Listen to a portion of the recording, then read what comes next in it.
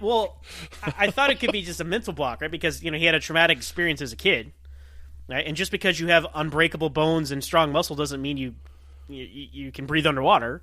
So yes. I think it might be, and that's something they explore in Glass. Actually, not spoiling anything. Okay. They explore if that's a mental thing or if it's a real thing.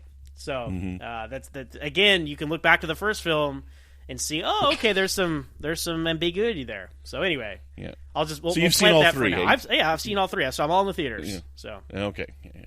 That's funny. This is my favorite trilogy of all time, Brandon. Oh dear Lord, goodness. Okay, well, anyways, is it really? No, Back to the Future. Everybody knows that. Oh yeah. You told me that last time. It's literally the last episode of this podcast. Okay, that's fine. Yeah, that's great. Okay, well, I don't know. I don't have much more to add to this. Was there anything else you want to talk about? No, I do have a question for you, Brandon. Ooh, what kind of question do you have for me? How many times is Eastrail 177 either said or seen in the film? 0, because I don't remember it at all. Well, seen or said? Okay, so I don't know. We saw it on the news. Do you count the sticky note on the fridge? You tell me. You tell me. No, this is yours. Yes, yeah. If it's seen or said, I don't care what format it's in. Okay. If you see Eastrail 177, Eastrail, or just 177 by itself, there's multiple instances. That is how this franchise got its name. So that is the tally board that we are looking at when we cover this franchise. 5. Okay. It's actually 9. Okay. I was shocked it appeared as much. I thought I was going to just mentally, okay, that time. I had to go get my phone and, keep track because it kept popping up so much. So let me tell you where you see it real quick. We hear it on the announcement of the train at the beginning of the film. Bruce Willis is riding the train. We see it on the TV with the news report of the crashed train. Interestingly directed scene there where the kid's watching TV upside down. I just thought that was little flourishes of direction by Shyamalan there. Third is the Post-it note on the refrigerator that you mentioned, Dad's train. Fourth is at the church where they have the funeral service for the passengers of Eastrail 177. Fifth is in the newspaper because we see it in the newspaper article. The sixth is on the radio. We hear it on the radio that Samuel Jackson is listening to in his car. Seventh is at the physical therapy. He mentions it to Bruce Willis's wife, Audrey. When David Dunn goes to look at the train wreckage, there's a keep out sign, Eastrail, right there. And then finally we see it in the flashback when we're seeing how Samuel Jackson, Mr. Glass, set up all these catastrophes. We see the 177 on the train there when he gets off the train. And the guy's like, passengers aren't allowed in there. And they just let him walk off. So who knows what he did to the train there. So those are the 9 times you see or hear Eastrail 177 in Unbreakable. 9. That's a lot. Yeah, it's a lot. So that's why it's called the Eastrail 177 trilogy, Brandon. Okay. So do they say it in the other movies? Have to watch and find out. I will have to watch and find out. Excellent. Okay. Well, let me ask you this question then, Zach. How would you rate this film? I would give this 4.5 out of 5 glass canes. Glass canes. And that last one was the one that fell and shattered? Yes, the last half of it shattered. Oh man, that was painful when he fell down those stairs. And this is one thing that I didn't want to touch on. This is an explanation for our rating here. I can say this. I wish there was more of a physical kind of confrontation for him at the end, for David Dunn. I know he fell into the pool and he saves that family and the kids save him and that's great. But it's interesting also that the villain he's fighting is a guy in a repairman suit and he's wearing a a security guard poncho. I think the iconography there is really cool. Look, if you translate superhero costumes into this and villain costumes. But at the end when David Dunn's talking to Elijah's mom, she's like, oh well, there's the strongman villain and there's the mastermind behind the scenes, right? The 2 layers of villains, and they mention that and that leads into the twist, right? That is one thing I was disappointed in. He just kind of beat up some guy and choked him out and won, right? There was no real he had to overcome the water, but the kids helped him. So I don't know. You have a guy who's unbreakable. I wanted a real physical match for him, but guess what, Brandon? We're gonna get that in Glass, and I'll leave it there. So 4.5 out of 5 for me. Okay, so based on my discussion, what do you think I'm going to rate this thing? Well, you don't do halves anymore. I don't do halves anymore. Based off your discussion, 3. 3. So I give this 4 canes. Okay, 4 glass canes. All right. Yeah. So I'm liking this movie, and honestly, right up until the last scene, I would give this 5. I really love the pacing of this movie. I really love the direction of it. You know, Shyamalan took a little bit of flourishes sometimes with the camera that were a little too much. Like that scene where the comic is upside down, and then he turns it and turns the camera so it stays upside down, and then the camera keeps turning. I'm like, chill out, dude. Like, what are you doing? Refusing to show you at the proper perspective. Calm down, Shyamalan, and leave the camera steady. Like, that's a little bit too much. But whatever, he's fooling around. He's the next Hitchcock. And, you know, so, okay, let's go with that. Except for the ending. The ending is what gets me. I'm like, I don't need this guy to be the villain. I was content with the story we had, and I don't know. Like, for me, that just doesn't work, and I understand that I'm so much in the minority on that. But, yeah, 4 out of 5. I still really enjoy the movie. Brandon, you're missing a huge opportunity. You have an Alfred Hitchcock podcast called Good Evening, right? Yes. Logically, the follow-up podcast would be a M. Night Shyamalan podcast called Good Night. Oh.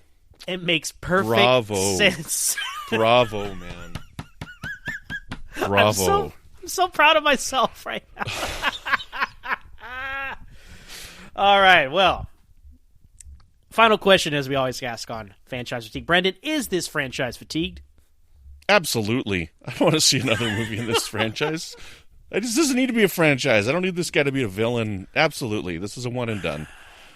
One and David done. One and David done. I'm on fire tonight, guys. Jeez. But is your girlfriend pregnant? Are you going to be a dad? Are you practicing your dad jokes? So that's a good point. There doesn't need to be another movie of this. But because I think this is an origin story, right? We saw this hero's origin story, David Dunn. And there are lots of obstacles out there he hasn't encountered yet, right? I want to see him fight someone who can be a physical match for him, right? Mm-hmm. And so, no, I'm going to say this franchise is not fatigued because there's had they not put those silly texts at the end, like that's another reason this is not a 5-star film. This would be 5 if not for like David Dunn called the authorities and like what are you talking about, Shyamalan? So I'm going to say no because I think there was talk, you know, as I said in the trivia, there was talk about like an Unbreakable trilogy back in the day, but you know, Shyamalan wanted to do new projects every time, and he's like, well, maybe we'll get back to this, and eventually, you know, we did, and that's why we were talking about this franchise. Right. But I think there are enough kind of things out there. There's a lot of, I mean, you're just starting on this hero's journey with this character. Right. So I'm going to say no. I'm going to say if they came out with an Unbreakable 2, I would absolutely go see it in the theaters, even if I didn't know it was Unbreakable 2, and that's exactly what happened. So that words on the end, like, do we know that was Shyamalan that put that there? Like maybe the producers or the studio said you got to put something there? Oh, I didn't see anything about like studio interference. It was just something they decided to do. Because you said they didn't release it like that in France or whatever. Yeah, because on the initial early screenings of this, it wasn't on there either. I think it just added a certain sense of finality, right? Because they wanted to, like, if you just have him walking off, right? You're like, well, what happens? Like, does he call the cops, or does he just know that he's a supervillain and doesn't say anything about it, right? But I think there's plenty of deleted scenes that we get on the home video. There's no extra scenes at the end where like the cops come arrest Mr. Glass. So in order to give some sense of finality to this and not just Bruce Willis walking off and then ending the movie, they wanted to say, yes, he called the cops, and now he's in a mental institution, and we'll pick it up 19 years later.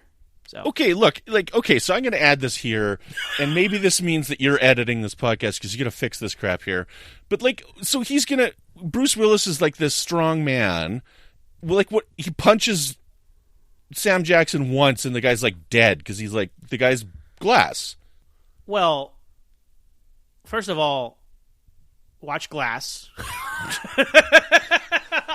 Had you seen all these movies before we talk about this, all these things would be answered for you. Fine, and then also, I do want to say probably the scariest, most effective scene in the whole movie to that point is when Mr. Glass is chasing after the guy with the gun behind him, the gun in his jacket, in his pants, and the camo jacket. And he sees the stairs, and there's like at the zoom out, you see all the stairs, and he's rushing. And you're like, oh god, I know what's gonna happen. Like you physically, like at least me, I like physically like recoil because I know it's gonna be terrible. And when he falls, it's like, oh my god, it's awful. But yes, that's why they're the perfect yin and yang, Brandon, of good and evil. perfection. So. This is the greatest thing since Batman and the Joker. I love it. There we go. You got it on tape. Zach, where can people find you when you're not trying to kill a bunch of people to find out that I'm your Canadian Yang? Well, Brandon, you can find me personally on Twitter at MoronZach. That's MOOREONCCH. I'm also the host of my own podcast, Always Holding a Smallville, where you talk about that young Superman show. You can find us on Twitter at Always Smallville with one S. And Brandon, we're not running around at a poncho. Where can people find you?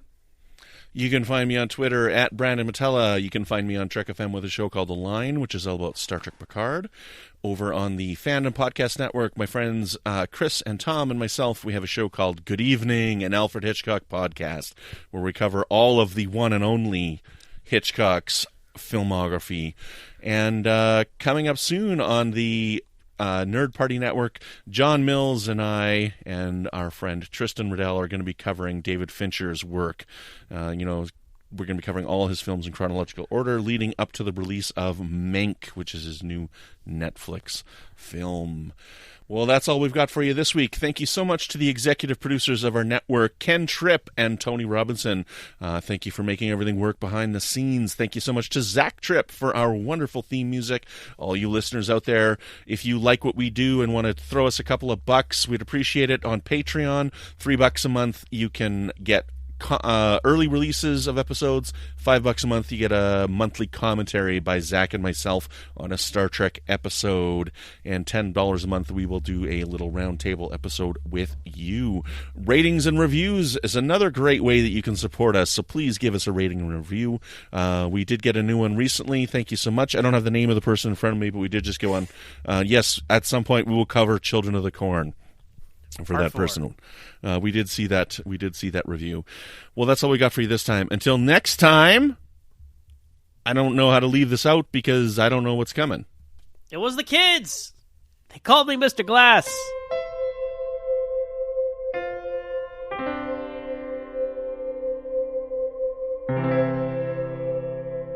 This has been a production of MTMR Media Works.